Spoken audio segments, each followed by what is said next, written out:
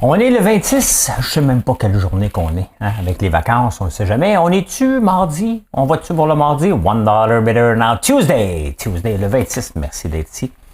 Merci d'être là. On n'a pas de Boxing Day aujourd'hui. Ben non, c'est parce qu'on vous offre des bons prêts à l'année. Venez faire un tour, venez voir. Hein. C'est le temps de vous gâter pour la nouvelle année. Hein. Voilà, hey, je vous parle de quoi aujourd'hui? De workaholic. Êtes-vous workaholic? Le Canadien et les valeurs du Christ, c'est Justin Trudeau qui l'a dit. Les buts Michigan, hein, il y en a eu 2 dans la même journée. Je ne vous montrerai pas ça parce qu'il y a des droits d'auteur. Les publicités à la télé, ben oui, je vais vous parler de tout ça. Les finances, LeaderTech qui va à bourse, just shut up. Voilà, on passe ça tout de suite.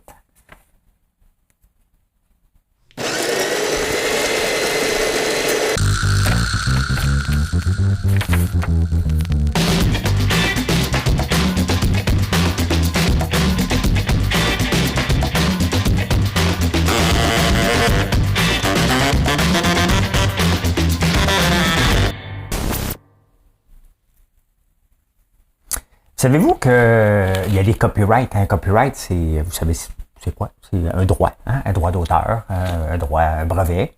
Mais il y a des copylefts aussi, je vais vous parler de ça. Mais tout d'abord, hein? Souffrez-vous de workaholic? Hein? S'il y a une maladie, parce que c'est une maladie qui est valorisée, c'est celle-là. Hein? On va toujours regarder celui qui va mal travailler, qui va juste faire ses heures, puis on va dire, ouais, pas trop ambitieux. Hein? Mais celui qui travaille, lui, oh, hein? On le valorise. Il faut faire attention, hein, parce que, oui, c'est vrai qu'on valorise le travail. Je le valorise pas, même si vous me voyez travailler tout le temps, là. C'est pas par choix, c'est par obligation. Vous allez me dire, ben non, t'es riche, t'aurais pas dû le faire, t'es pas obligé. Un coup que l'entreprise est lancée, c'est devenu une obligation. Faut que tu donnes l'exemple, il faut que tu livres la marchandise. Donc, oui, j'aime ça travailler. J'ai déjà essayé de ne pas travailler. Mais je valorise pas, moi, je valorise le résultat. Hein? Si tu donnes le résultat, c'est pas important comment tu y parviens. Il y a une étude qui est sortie dans mon journal préféré, Le Temps, hein, que j'aime beaucoup en Suisse, et ils ont fait une étude à voir qui fait plus de burn-out. Et ce n'est pas ceux qui travaillent le plus, c'est ceux qui travaillent le moins qui font le plus souvent de burn-out. Puis là, prenez-les pas mal, si vous avez déjà fait un burn-out, là. Mais ceux qui travaillent beaucoup, en théorie, ils aiment leur travail. Ils vont mettre toutes sortes de choses de côté parce que c'est une maladie. Hein, ils vont laisser tomber un paquet d'affaires pour valoriser ou se valoriser par le travail, mais c'est pas eux qui font le plus de burn-out. Hein. C'est souvent ceux qui travaillent le moins. C'est pas moi qui le dis, c'est l'étude. Donc, ce qu'on doit retenir, et si on s'en va vers 2024, c'est de faire ce qui nous plaît. Hein. On le voit dans les négociations actuelles, que le travail n'est pas valorisé, puis quand même qu'on donne de l'argent dans la négociation avec le Front commun, on le voit, on parle tout le temps que le travail est plate. C'est que ça qui revient constamment. Et qu'il faut avoir de l'argent pour compenser. Et c'est pas l'argent qui compense du tout. Hein? On enchaîne. Les valeurs du Christ, hein, c'est Justin Trudeau. D'après moi, Justin Trudeau s'en vient jouer dans les plates-bandes à Pierre Poilievre. Pierre Poilievre s'en vient jouer dans les plates-bandes à Justin Trudeau.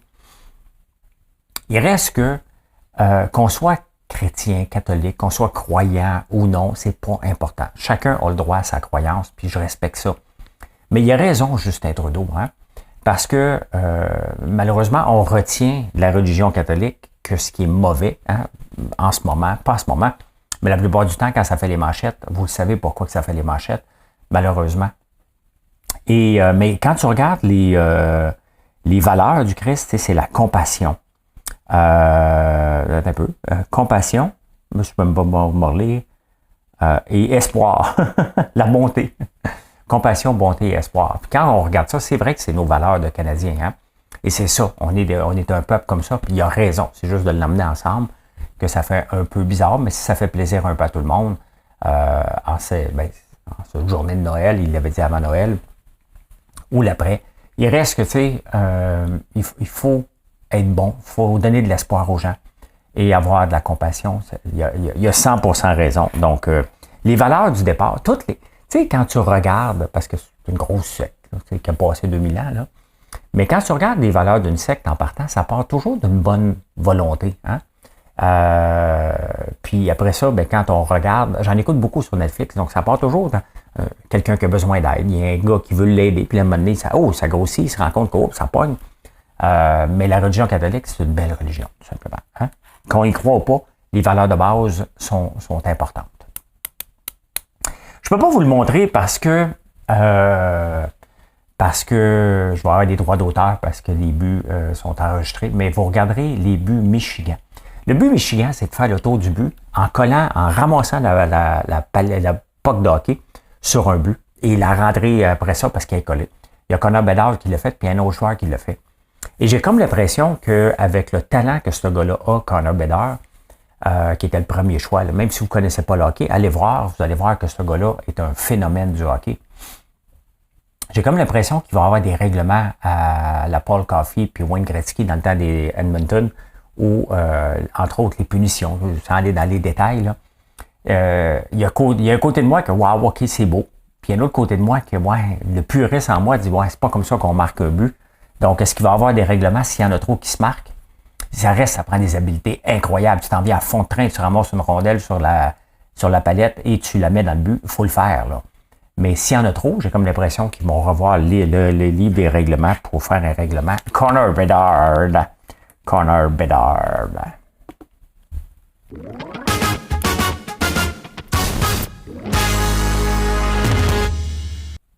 Comment a été votre Noël? Ça a-tu bien été? C'est vous seul? Nous autres, on a fait beaucoup de routes. Hein? On s'est promené entre Québec et la campagne avec un petit arrêt à Montréal. Mais c'est le fun. Le 26, moi, j'ai hâte de recommencer à travailler. C'est ce que je vais faire aujourd'hui, des commandes. Regardez, j'ai des petites choses à améliorer. Je suis en train de moi, je suis en train de planifier mon année 2024. C'est après les rushs, les gros rushs. Je suis pas comme les profs, hein, qui après le syndicat, pas les profs, qui après une année scolaire veulent plus rien savoir, veulent partir en vacances, alors qu'ils veulent pas faire leur composition des classes. Donc, moi, je suis déjà en train de planifier mon année 2024. Là. Je suis en plein magasinage en ce moment, pas de Boxing Day, parce qu'on n'en fait pas. Puis les machines que j'achète, mais j'ai trouvé une assacheuse idéale. Je vais probablement l'acheter quelque part en 2024. J'ai trouvé une machine pour faire mes petits biscuits à chien, mes boulettes aussi, mes balles de gaufre, mes boules de gaufre, donc, puis mes gaufres aussi. Donc, il faut qu'on s'automatise et c'est ça. C'est après un rush, pendant que c'est chaud, que tu dises, là, c'était pas bon, cette partie-là, il faut que je m'améliore à une autre place. Donc, c'est ça. Puis idéalement, je rêve au jour où on va faire de l'artisanat, mais automatisé. Qu'on rentre dans l'usine, puis qu'il y a à peu près une seule personne dans chaque département qui est capable de rouler tout le département complet. C'est ça qu'il faut arriver. C'est pas que j'aime pas les employés, mais c'est parce qu'il faut répondre dans les périodes de rush, tout simplement. Donc, voilà. Mais là, on recommence aujourd'hui les négociations du Front commun. Est-ce qu'on va s'entendre? Là, on s'entend. C'est compliqué, hein? Et ce qui est plate là-dedans, c'est qu'on veut nous impliquer. Hein? Le public est derrière nous, mais on ne sait pas quel genre d'offres qu'ils ont sur la table. Tu sais, arrêtez de nous demander notre avis si on est pour ou contre vous, si vous ne donnez pas les infos. Hein? Là, ils vont voter à leur retour. Aujourd'hui, les négociations vont continuer au point de vue salaire. Mais tu sais, ils sont gourmands là encore. Là. On n'a rien réglé. Donc, c'est pas parce que tu t'entends sur le travail. Puis d'ailleurs, tu sais, s'il y a quelque chose qu'on apprend là-dedans, on apprend bien des affaires qui ne font pas de sens. Mais une des choses qui ne fait pas de sens, c'est d'arriver pour négocier tout, pour 600 000 personnes, l'organisation du travail puis le salaire en même temps. C'est voué à l'échec et c'est voué au mécontentement. Les gens ne seront pas contents à la fin. Il n'y en aura jamais un groupe qu'il va falloir qu'il plie pour l'autre et ça ne marchera jamais. En tout cas, ça recommence aujourd'hui. Espérons que ça finisse cette folie-là, mais à suivre. Hein? Vous savez, je suis critique envers les journaux vis-à-vis de leurs subventions. Hein? Je déteste le modèle subventionniste. Je n'aime pas qu'une entreprise dépende. Pour moi, une subvention là, devrait t'aider au marketing, devrait t'aider à ouvrir des portes. Hein? Si je veux aller m'installer, mettons, je voudrais avoir être aux États-Unis, bien que j'aille de l'aide. Moi, je demande rien au gouvernement. Je veux pas de subvention, je veux rien. S'il y en a une, je suis pas un con, là. Je vais la prendre parce que mes concurrents restent à prendre. Je vais la prendre, là, si elle peut m'améliorer. Mais le modèle subventionné puis de dépendre des subventions pour vivre, là, il y a un problème. Puis les journaux dépendent tout simplement de ça. Et ils ont braillé un petit peu trop pour dans la crise des médias, une crise qui se sont auto-créées parce qu'ils n'ont pas été à l'avant-garde. Hein. C'est quand même assez spécial que les journaux, des gens qui nous informent, donc qui sont supposés voir où on s'en va. C'est ça le but, hein, de nous donner une nouvelle, mais voir où on s'en va avec cette nouvelle-là, où le marché s'en va, peu importe le marché. Il y a des spécialistes. Ces gens-là ne sont jamais penchés pour dire qu'est-ce qu'on doit faire des journaux. Ils ont entendu l'effet Kodak. Hein. On ramasse les subventions, puis à un moment donné, quand ça pète, on ira brailler exactement ce qui est arrivé avec Kodak, qui avait inventé l'appareil numérique, et finalement, qui n'a pas mal marché, qui est tombé en faillite, ils revivent parce que leur bread and butter, eux autres, c'était de vendre du papier. Hein? Donc, ils ont voulu faire ça, puis c'est exactement ce qui arrive aux journaux. Cependant, hein, dans le temps des fêtes, où ce que j'essaie de faire un show à tous les jours, ne pas avoir les journaux, c'est tough en maudit. Hein? Donc, oui, les journaux doivent survivre. On en a besoin. On a besoin d'informations. C'est sûr que je prends de l'information un peu partout par rapport au site web. Mais quand j'essaie de faire un show, c'est sûr qu'il y a moins de nouvelles, tout le monde est en festivité. Il n'y a pas de grand deal qui va se passer, mais il reste que c'est toujours... j'apprécie les journaux et sachez que je les paye parce que j'achète Press Reader, je suis abonné au New York Times et si je pouvais m'abonner au Financial Times, je le ferais, mais c'est cher à maudit, 90$ par mois, il exagère un peu. Hein? Et un autre groupe, ça me dérange un peu, alors que je ne suis pas interventionniste. Là. Les pubs sur les cigarettes sont interdites. Interdit de faire des cigarettes. La cigarette, elle est légale. Elle n'est pas légale pour les enfants. Les jeunes, ceux qui ne sont pas adultes, mais elle est légale, la cigarette. Et on n'a pas le droit de faire de pub. Les autos à gaz vont devenir illégales. Cette année, il faut qu'ils en vendent, en 2026, il faut qu'ils en vendent 20%, monter jusqu'à 100% des autos électriques d'ici 2035. On est en 2023. C'est dans 12 ans. J'ai écouté du football à RDS en fin de semaine. Je ne sais pas. J'ai écouté le 24, 25. Hein. Et une des choses que je remarque, à part le Fort Lightning, qui est électrique, c'est qu'on nous pose la publicité de camions non-stop. Je veux bien croire que c'est la clientèle cible. Je veux bien croire que ça fait vivre les postes de télévision. Devant les postes de télévision, c'est un rameau perdu sous les étoiles. Ça, c'est des bulles qui me passent au cerveau. Hein. Mais si, dans 12 ans, si déjà on veut mettre de la pression, si déjà les concessionnaires se doivent d'avoir des autos électriques pour être capables d'en vendre, hein, donc ils doivent faire du marketing, qu'est-ce que le gouvernement permet d'avoir encore des pubs de char? Sincèrement, si c'était pour les interdire dans 12 ans, aujourd'hui, on ne devrait pas avoir de pub. Il faut commencer à changer notre mentalité par rapport aux autos. Ça me dérange de voir une auto, une pub d'auto à gaz. Ça me dérange au plus haut point. Je trouve que c'est pas cohérent avec le message puis où on s'en va comme société. Mais ça, c'est permis. Hein? Imaginez-vous quelqu'un qui dirait, mettons, bébé, je vais aller acheter du pain. Oui, OK. Veux-tu un sac de plastique? Vous imaginez comment ça passerait, hein? Ça passerait pas. Mais c'est ça. Hein? Fait que... Qu'est-ce qui se passe? Ça n'a pas marché. Ça n'a pas marché, cette affaire-là. Tombé sous la tête, ça marche plus. Ben, non, ça bug. Vous voyez mon écran. Ça bug. Ça arrive, des bugages. Ça arrive. La souveraineté alimentaire. C'est pas juste nous autres qui en parlent. Hein? On l'a vu dans le temps de la COVID. On le voit aujourd'hui avec l'inflation, qu'on dépend beaucoup de l'extérieur quand on va chercher nos légumes en Californie. Regardez les cantaloupes qui ont la salmonelle. Donc, on voit qu'on dépend quand même beaucoup de l'extérieur. Et tous les pays veulent avoir une souveraineté alimentaire. Mais regardez ce qui se passe en Arabie Saoudite. Eux autres aussi, là. Eux autres, ils importent beaucoup de chèvres. Le problème, c'est que l'Arabie Saoudite, c'est un désert. Hein? Fait qu'eux autres aussi, ils doivent les nourrir, ces bêtes-là. Comment ils les nourrissent? Ça prend de la luzerne. Et l'Arabie Saoudite a empêché qu'on utilise la nappe phréatique, donc l'eau, pour faire pousser du gazon pour nourrir le bétail. Donc, ils ont un challenge majeur. Hein? Ils doivent avoir de la viande locale, mais ils ne peuvent pas avoir le foin. Donc, ils font venir du foin de l'Australie. Ils font venir du foin de d'autres pays de l'Europe. Et c'est peut-être un marché intéressant. On en a ici du foin. Il faut que ça soit compressé encore plus pour être capable. Mais pourquoi qu'on ne regarde pas ça? Tu sais, c'est des choses comme ça que je trouve que notre ministère de l'Agriculture, les subventions qu'on regarde, ça, c'est d'ouvrir de nouveaux marchés, hein, pour permettre à d'autres personnes. Donc, imaginez-vous qu'on aurait la technologie pour compresser au maximum, parce que ça ne doit pas prendre d'espace, et on exporterait. Ça, c'est exporter de la richesse. Ça pousse bien chez nous. On est capable de faire 2-3 coupes dans l'année. Et on pourrait, au lieu de faire juste du maïs, puis du soya, que c'est bourré de subventions pour réussir à le faire pour combattre le Brésil, mais c'est ça qu'on doit faire, hein. Donc, quand je vois ça, je me dis, hey, il y a une opportunité. Il y a une opportunité de faire ça. Mais il est où le ministère de l'Agriculture pour faire ça? Au lieu de se chicaner avec l'UPA dans un congrès, c'est à ça que ça sert, ouvrir des portes comme ça, pour aller voir, hey, écoutez, si les autres sont capables de le prendre, puis ils veulent être souverains, pourquoi qu'on ne sera pas capable de leur en fournir une partie? Le nombre d'années qu'ils nous ont fourni du pétrole, je pense que c'est dans notre tour maintenant de leur fournir à gros prix, là, faire de l'argent avec ça. Là. Faut pas se gêner. Faut pas se gêner pendant tout. En tout cas, je dis ça, là, mais je le sais que je dis rien parce que je ne pas écouter. Ben, je t'ai écouté par vous autres, mais pas par... Ça a bugué. Il n'y a plus de son. Il n'y a plus de son. Just shut up. Just shut up.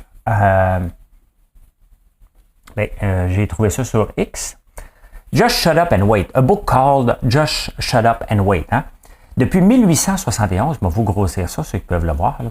Depuis 1871, si tu avais mis une pièce, ça fait longtemps, là, ton arrière-arrière-grand-père avait mis une pièce dans le S&P 500, puis il laisse là. Hein? Aujourd'hui, sa pièce, elle en vaut 100 000. 105, à peu près, un peu, 2, 3, à peu près 250 000. Donc, l'effet, tu sais, l'affaire, pourquoi je vous parle tout le temps du S&P 500 puis que ça va être encore plus important dans un monde insécure qu'on s'en va vers en 2024, c'est vraiment arrêter d'essayer de battre le marché. Hein? C'est tough battre le marché, vous y réussirez probablement pas. Mais le S&P 500, des 500 entreprises, toutes les entreprises veulent pousser vers le haut. Il y en a qui vont tomber, c'est normal. Hein? Ce n'est pas toutes des entreprises bicentenaires qui sont là. Donc, c'est normal qu'il y en ait qui tombent en chemin. Mais le lot, c'est que tu as 500 entreprises majeures qui tirent pour aller augmenter leurs dividendes, augmenter leurs revenus, augmenter leur marge de profit. Et c'est ça qu'il faut bénéficier. Et c'est là, on parle de 200 ans, là, 150 ans, 1871, donc 350 ans. Sais-tu, moi? On est en 2000. Je ne sais pas comment calculer ça, mais vous le savez. Hein? LeaderTech, que je vous ai parlé, il vient d'arriver en bourse, hein, avec une SPAC. Et regardez pourquoi qu'il ne faut pas embarquer dans les Special Purpose Acquisition Company. Bien, regardez en ce moment. Hein, ça vaut 3,62, ça valait 10$ avant qu'ils viennent sur le marché. Ça a pris du temps. Vous allez voir que LeaderTech n'a pas de revenus. Et ça vaut une belle compagnie québécoise, là, bravo. Mais pour la bourse, c'est un désastre. Arriver en bourse comme ça, ça va valoir que quelques cents. Embarquez pas là-dedans, je vous le dis. Je vous le répète, touchez pas à ça du tout. Ça, je vous ai montré ça. Ah, regardez, c'est assez tranquille dans le temps des fêtes pour la bourse, mais pas tant que ça. Là, c'est assez complexe, il faut vraiment l'ouvrir un peu. Mais des leçons, si tu veux investir, hein, puis tu veux, donc, investing between Christmas and New Year is usually a great idea.